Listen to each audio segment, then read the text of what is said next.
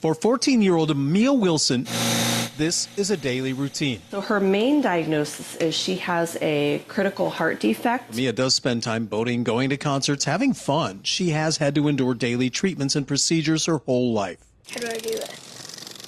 What do you mean, how do you do this? Are you new? No. She takes about 40 doses of medication each day. Her routine managed through Rainbow Babies and Children's Hospital in Cleveland. She is extremely smart. 2-year-old Amaya Hill of Twinsburg nearly needed a double lung transplant. She swallowed baby oil. And my first thought was, baby oil? How does she even... I didn't even know that it was in the bathtub. Amaya spent 152 days at Akron Children's Hospital before her release in February. As we were waiting to hear back from her insurance, we got word that they denied it.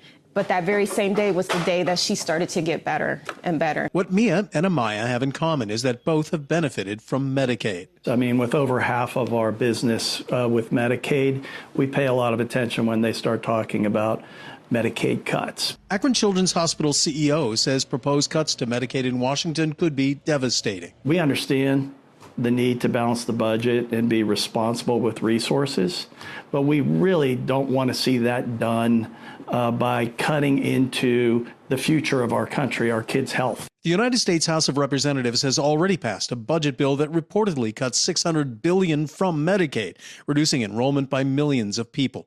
The bill now awaiting a vote in the Senate. Mia and Amaya's families will be going to Washington next week to meet with legislators and show them what Medicaid has done for them. In a statement to Fox 8, Republican Senator John Husted has said, "We need to save Medicaid, but to do that, able-bodied Americans without dependents have to give back to their communities in return for the benefits they're getting." Democratic Representative Chantel Brown of Cleveland says she will fight to preserve the benefits for Ohio. If this legislation passes, tens of millions of people would lose their health care. Stephanie, when you go to Washington next week, what would you like legislators to know? Please, let's work on finding a way to keep Medicaid. Thank God we are in a position where we're surrounded by a community that literally has helped us pay for these things when we didn't have coverage, but not everybody's in that position. Dave Nethers, Fox 8 News.